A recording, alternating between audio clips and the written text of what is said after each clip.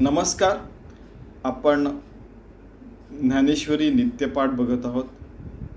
आज 41वी ओवी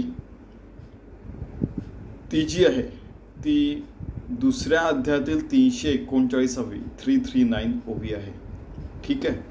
जैसा अमृताचा निर्झरू प्रसवे जयाचा जठरू तया शुधे तृषेंचा अडधरू काहीची नाही कहीची नाही कुठे कुठे कहीची नाही कुठे कुठे काहीची नाही असं लिहिलं.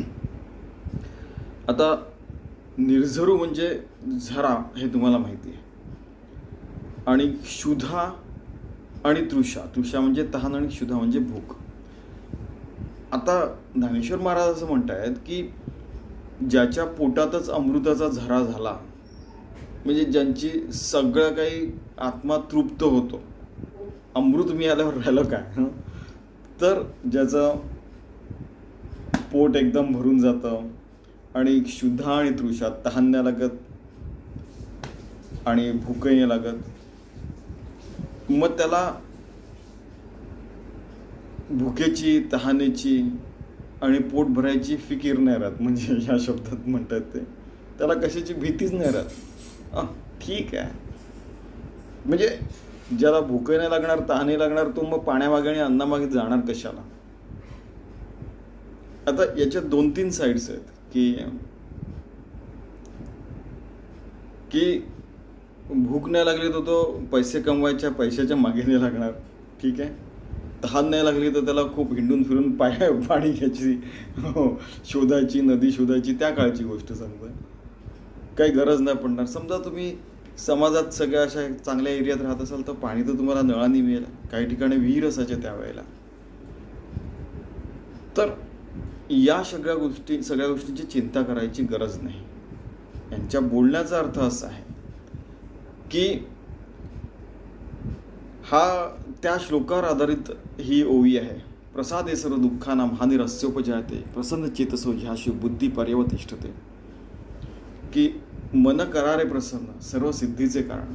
तुकारामांनी जसं म्हटलेलं आहे संत, तसं चित्त प्रसन्न झालं की सर्व सुखदुःखांचा नाश होऊन जातो. आपल्याला मस्त इलेटेड एक्झाल्टेड असं छान वाटतं.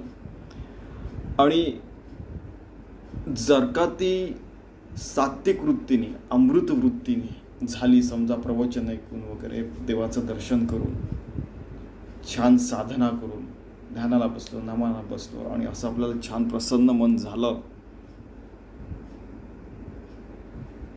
तर एकदम गॅरंटेड वाटतं की आता छान एकदम स्थिर झालो आपण भगवंतापाशी. मग काय होतं की आपण एकदम बिनधास्त होऊन जातो. तर आपण असं व्यवस्थित जीवन जगलो होतं असं आपल्या बाबतीत होऊ शकतं असं यांना म्हणायचं.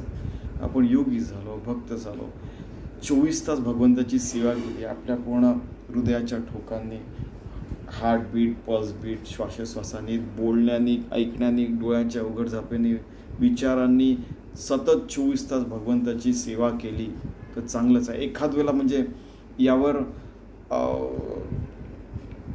म्हणजे ह्या गोष्टी आम्ही स्वामीजींना वगैरे विचारल्या. ते म्हणायचं की एखाद वेळेला भूकंप आला समजा काही आणि तिथे एकदा आला होता ना, तर त्यावेळेला तो भूकंप आला आणि आपल्या हातातून भांडं पडलं वगैरे वगैरे, ती गोष्ट वेगळी समजा.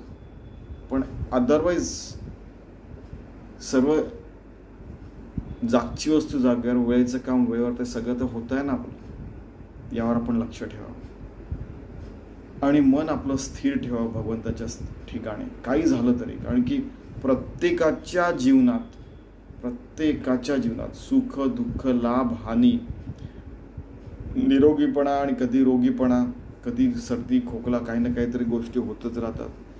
आणि जसं मग ते बुद्धदेवांची गोष्ट आहे की त्यांच्याकडे एक बाई येते आणि तिचा तो मुलगा वारतो, तर ती म्हणते की मला माझ्या मुलाला जिवंत करा. तर मग बुद्धदेव सांगतात की अशा ठिकाणावरच्या मोहऱ्या घेऊन या जिथे ज्यांच्या घरात कधी कोणी भगवंताला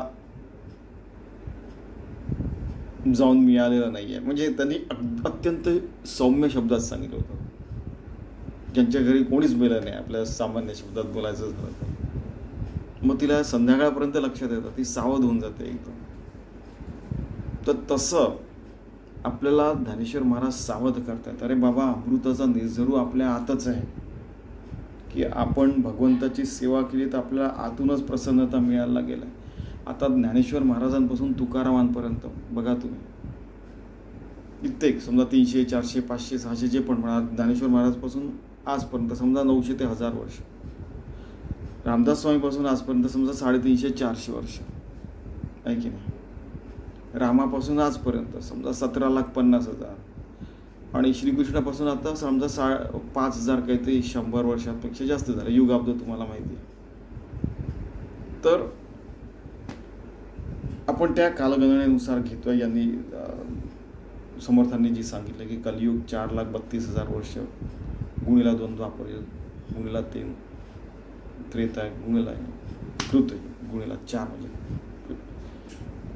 तर